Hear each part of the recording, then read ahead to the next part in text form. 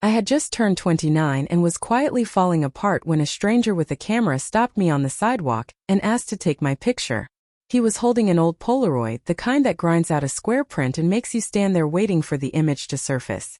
Once it developed, he passed it to me. But the photo in my hands wasn't the one he'd just taken. It showed me laughing, encircled by faces that felt oddly familiar, doing work I had never touched, in a place my feet had never crossed. "This is you 1 year from now," he said, "once you stop fighting yourself." Before I could ask what that meant, he'd melted into the foot traffic and was gone. Before we get into it, have you ever made a decision that terrified you but ended up changing everything? Tell me about it in the comments. And if stories about reinvention and trusting your gut are your thing, go ahead and subscribe so you don't miss the next one. Now let me rewind to the day I ran into the photographer who handed me a piece of my own future. For a long time, something in me had known I was living the wrong life. My days belonged to a pharmaceutical company in San Francisco, where I worked as a data analyst. The paycheck was solid, $75,000 a year, decent benefits, the kind of title my parents liked bragging about at dinner parties. I dressed the part, sat under buzzing office lights in a cubicle, and filled 8 hours a day with spreadsheets and statistical models built from drug trial numbers. I was competent at it. I was also quietly withering. 6 years earlier, I'd walked out of college with a graphic design degree and a head full of plans, creative agencies, brand identities, work that actually meant something. Then the job market kicked me in the teeth. 50 rejections, and half a year later, I clung to the analyst job I'd first taken partway through school to cover tuition. I told myself it was only temporary, a placeholder until something better came along. 6 years on, I was still telling myself that same lie, still coming home too drained most nights to touch my portfolio, too disheartened to send out applications, too scared to trade stability for the unknown. I'd been climbing a ladder I couldn't even remember wanting to climb. My relationship had unraveled 3 months earlier. Lucas and I had spent 2 years together, and honestly, he'd been perfectly fine. That was exactly the problem. Every part of my life could be described as perfectly fine. Secure, predictable, comfortable, and utterly without spark. I moved through my own days like a sleepwalker, going through the motions of a life that looked correct on paper and felt empty in practice. One drizzly Tuesday in November, I left the office early.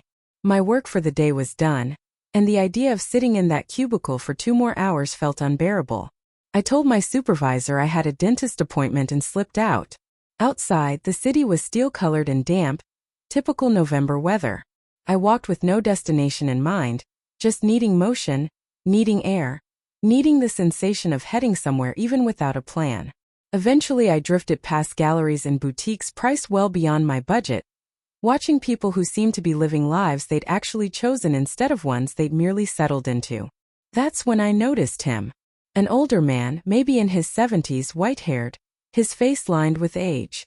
He wore a brown cardigan and carried a battered Polaroid camera, the kind that belonged to the 80s, printing photos on the spot. He was posted on a street corner, occasionally stepping toward passers-by to ask if he might photograph them. Most brushed past without a word, but there was a gentleness to him, none of the pushy energy you'd expect from a street performer, which made him feel safe rather than strange. When he turned toward me, my first instinct was to decline, but something held me in place. "Excuse me," he said, his voice quiet but steady. "May I take your photograph?" "Why?" He smiled. "Because you look like someone who needs to see something." It was an odd thing to say, but I felt odd myself that day, unmoored and restless enough to say yes to almost anything rather than go home to an empty apartment. "Okay," I said. He lifted the camera, framed me in the viewfinder, and pressed the shutter. It whirred and pushed out a square of film. He held it delicately by the edges and waited. I waited too, feeling a little foolish standing on a street corner with a man I'd never met. As the picture slowly bloomed into color, I braced myself to see exactly what he just captured. Me in my work clothes on that same gray street, wearing the tired half-smile I always wore lately.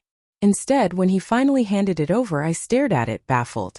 The woman in the photograph was undeniably me, my face, my hair, my build. But nothing else matched. She was smiling, and not the polite, practiced kind I usually gave. It was real joy. An expression I barely recognized because I hadn't felt it myself in years. She wore clothes I didn't own, a bright yellow sweater, Jeans that looked made for comfort rather than office dress codes. She stood somewhere that resembled an art fair or open-air market. In her hands was a folder of design work, vivid, playful, nothing like the spreadsheets that filled my actual days. Beside her stood two people I'd never met, a woman with short dark hair laughing at something out of frame, a bespectacled man studying the portfolio in her hands.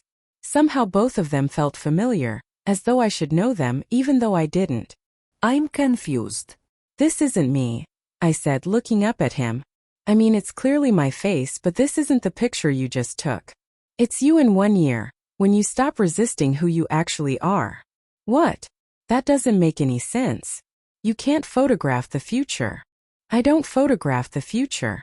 I photograph the version of you that already exists, the one you're too afraid to become. This is some kind of trick. You edited this somehow, or this camera has some kind of AI installed. Look at the photo. Really look at it. Does that feel like a trick? Or does it feel like truth? I looked again at the joy on her face, at the work cradled in her arms, at the market bustling with art around her, at the people who looked less like coworkers and more like friends. And it did feel like truth, like a window onto a life I wanted desperately but had long ago convinced myself was out of reach. How did you? But when I lifted my eyes, he was already walking away, dissolving into the flow of pedestrians. I stood frozen, clutching the photograph, feeling like I brushed against something I couldn't explain. I spent the rest of that evening unable to put the photo down. I'd stashed it in my bag, but kept fishing it out again, scanning every detail, trying to figure out how he'd pulled it off. My rational mind insisted it was impossible. You cannot photograph a moment that hasn't happened. This had to be some clever trick, maybe AI, maybe editing software, maybe a technique beyond my understanding. But another part of me, the part I'd spent years silencing, whispered something else entirely. What if it was real? What if that version of me was already out there somewhere, waiting for me to catch up to her? The next morning I went back to work, sat in the same cubicle, stared at the same spreadsheets, and felt the same familiar hollowness settle in. At lunch I pulled the photo out again, trying to place the setting. Nothing about it matched anywhere I'd been. The two people beside her were total strangers to me. The work in her hands was too blurred to make out clearly, but the colors and shapes hinted at design, not data. What you looking at? I flinched and shoved the photo back into my bag. My coworker Tom was hovering by my cubicle with his lunch in hand. Nothing, just a photo. Cool. Hey, you want to grab a drink after work Friday? A few of us are going to that new bar downtown. Maybe. I'll let you know. Tom wandered off, and a wave of sadness settled over me. I'd tried joining coworkers for drinks before, and every time I'd left feeling worse than if I'd stayed home. We shared almost nothing. Their dreams and their version of a good life made no sense to me, and mine clearly made no sense to them. I couldn't seem to connect. This was simply my life. Small talk with people I barely knew. Maybe a forgettable drink on Friday. Weekends spent recovering from exhaustion instead of doing anything that mattered.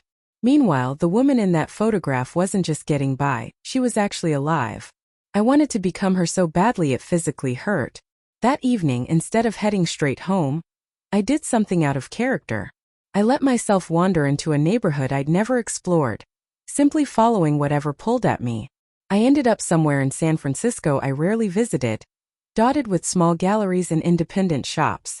I was about to turn back toward the bus stop when a sudden craving for coffee hit me. Glancing sideways, I spotted a cozy-looking cafe. I stood outside for a while, peering through the glass. People inside were hunched over laptops, sketching in notebooks, deep in animated conversation. My stomach twisted with nerves, but I pushed the door open anyway.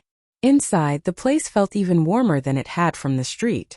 One wall held a community corkboard crammed with flyers and business cards. Mismatched chairs surrounded scattered tables, shelves overflowed with art books, and a small corner displayed work from local artists. I ordered a coffee, then drifted over to the corkboard while I waited. That's when I spotted it. A handwritten index card pinned among the clutter. Seeking freelance graphic designer for small business branding project. Flexible hours. Creative freedom. Contact Grace Murphy. My breath caught in my chest. Freelance graphic design. Exactly the work I dreamed of but never dared chase. I snapped a photo of the card, pulse hammering. Felt absurd. I had a secure job, No freelance track record. No portfolio worth showing. 1,000 rational arguments stacked up against calling that number.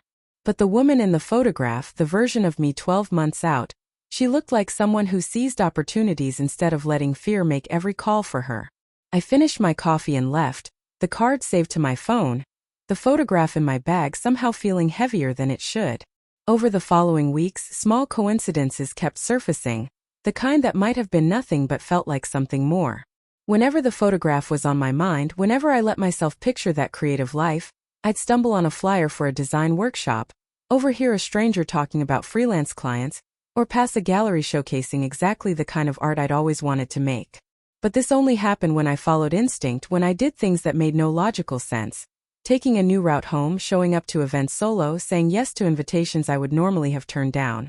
Whenever I retreated back into routine, work, home, sleep, repeat, nothing shifted. Life stayed flat and colorless. Slowly I began to understand. The photograph wasn't showing me a guaranteed future. It was showing me a possible one, a future that would only exist if I chose differently.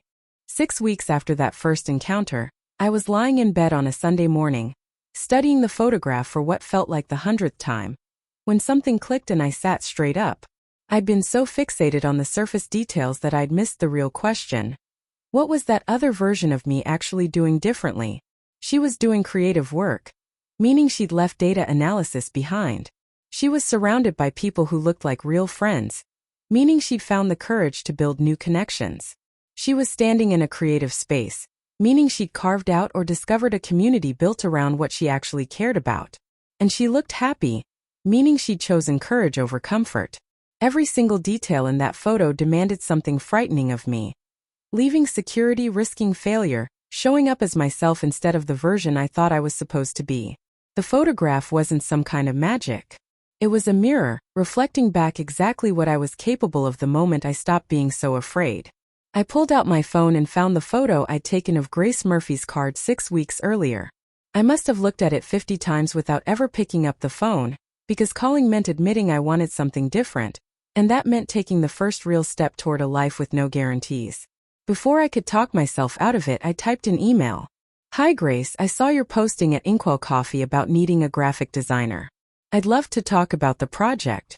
I'm currently working in a corporate job, but I'm looking to transition back into design. I know my portfolio needs updating, but I'm passionate about branding and would love the opportunity to work on something creative. Mara Bernard.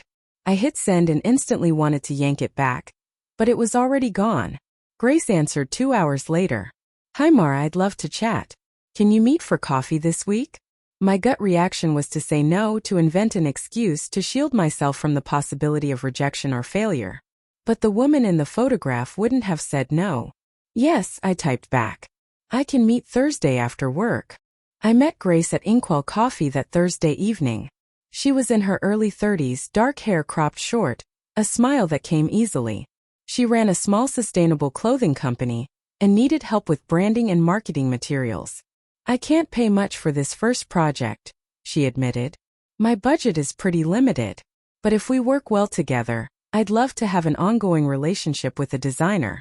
And I can offer you complete creative freedom. I trust people who know what they're doing. Complete creative freedom.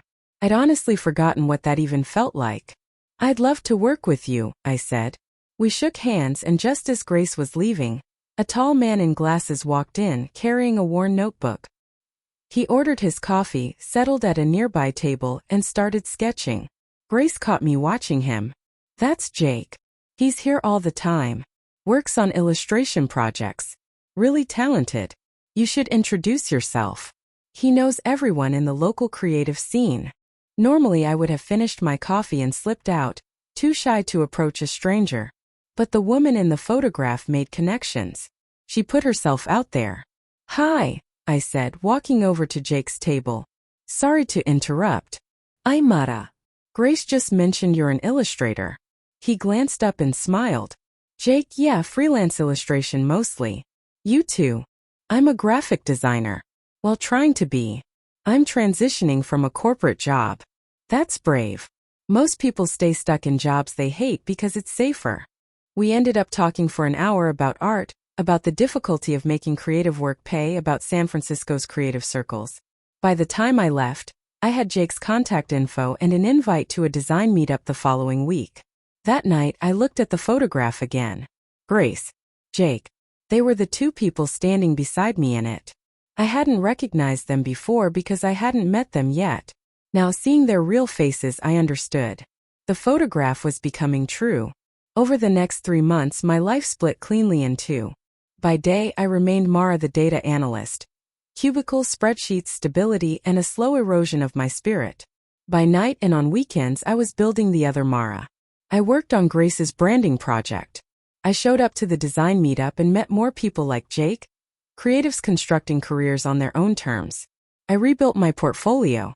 I picked up small freelance jobs that Grace referred my way. I was running myself ragged, essentially juggling 2 full jobs, but for the first time in years I felt genuinely alive. Then came the real test.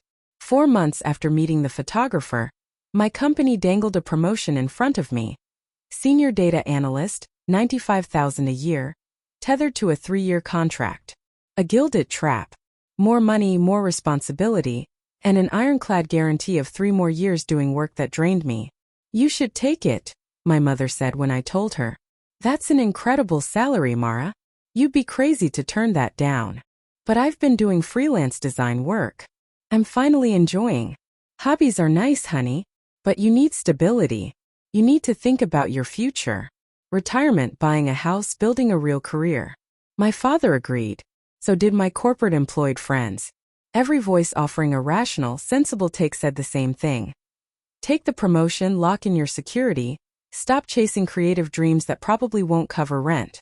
I had 1 week to decide. I spent it staring at the photograph non-stop. The woman in it looked happy, not wealthy, not conventionally successful, but genuinely happy, doing work she loved, surrounded by people who understood her. The promotion would erase that version of me entirely. There was no way to work 60-hour weeks as a senior analyst and still make room for creative work. A 3-year contract would cement me in place while that possible future quietly slipped away. Friday morning, I walked into my supervisor's office and turned down the promotion. I'm actually giving notice. I've decided to pursue graphic design full-time. My supervisor looked floored. Mar, are you sure? This is a huge opportunity you're turning down. I know, but it's not the right opportunity for me. I left that office terrified and electric all at once.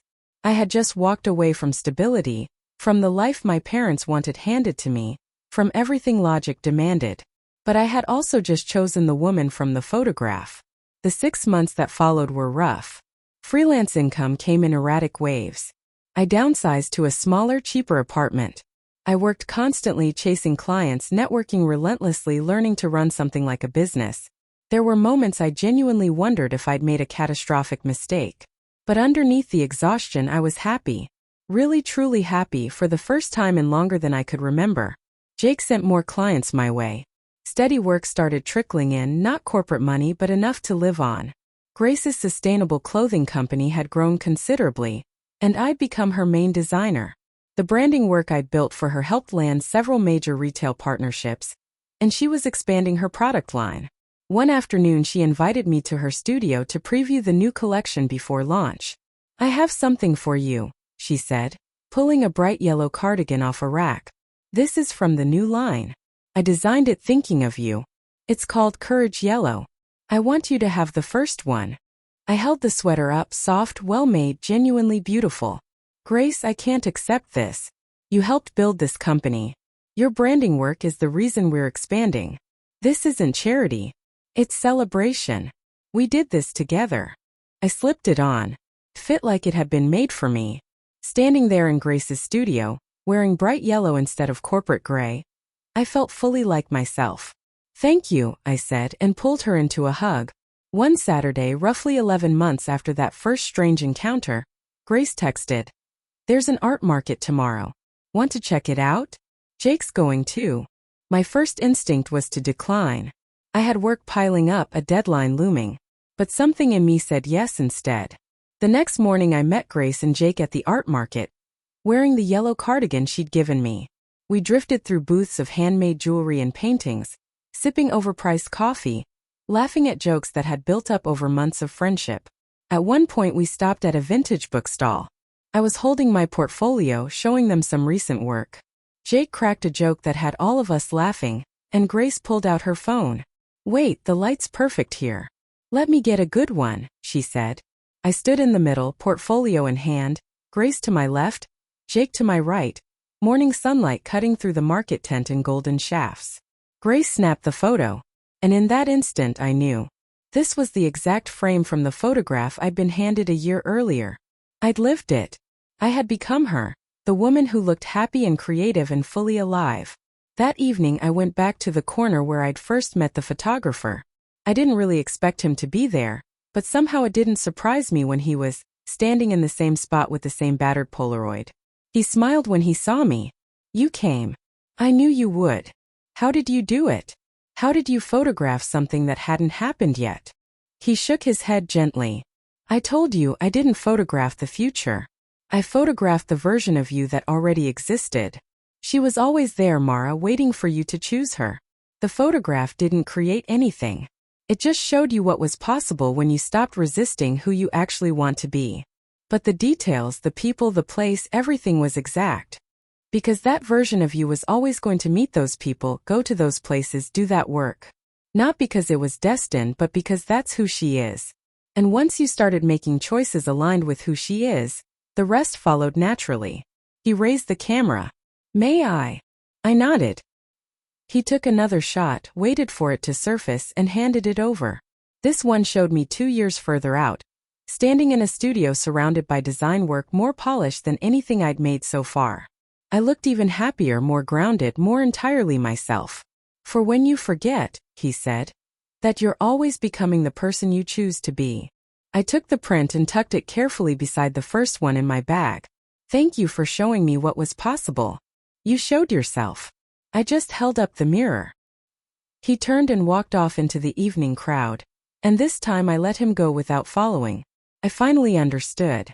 I walked home through San Francisco, past the galleries and coffee shops and creative corners that had become my whole world now, past the life I'd built by choosing curiosity over logic, courage over comfort, possibility over security. A year earlier I'd been miserable and stuck. Now I was happy and free, not because a photograph had predicted my future, but because it had shown me exactly what I was capable of the moment I stopped being afraid. That woman in the very first photo, the one I eventually became, had always existed. I only needed to see her clearly to remember that becoming her was, and always had been, a choice.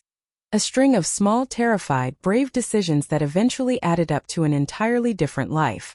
I still keep both photographs, the one from a year ago that showed the woman I became, and the one from more recently that shows the woman I'm still becoming. They remind me that the people we want to be already exist somewhere, waiting for us to stop resisting and finally choose them. And every day I choose again, to follow curiosity, to take the leap, to show up as the braver version of myself who builds the life she actually wants instead of the one she thinks she's supposed to want. The photographer had been right all along. He never photographed the future. He photographed the truth that we are always one decision away from becoming someone else entirely, someone happier, someone more alive. All it takes is the courage to choose them. Have you ever made a choice that scared you but ended up changing everything? Tell your story in the comments below. And if this tale of reinvention, of trusting your instincts, of finding the nerve to become who you were always meant to be resonated with you, tap that like button and subscribe for more stories like it. Don't forget to hit the notification bell, so you never miss the next one.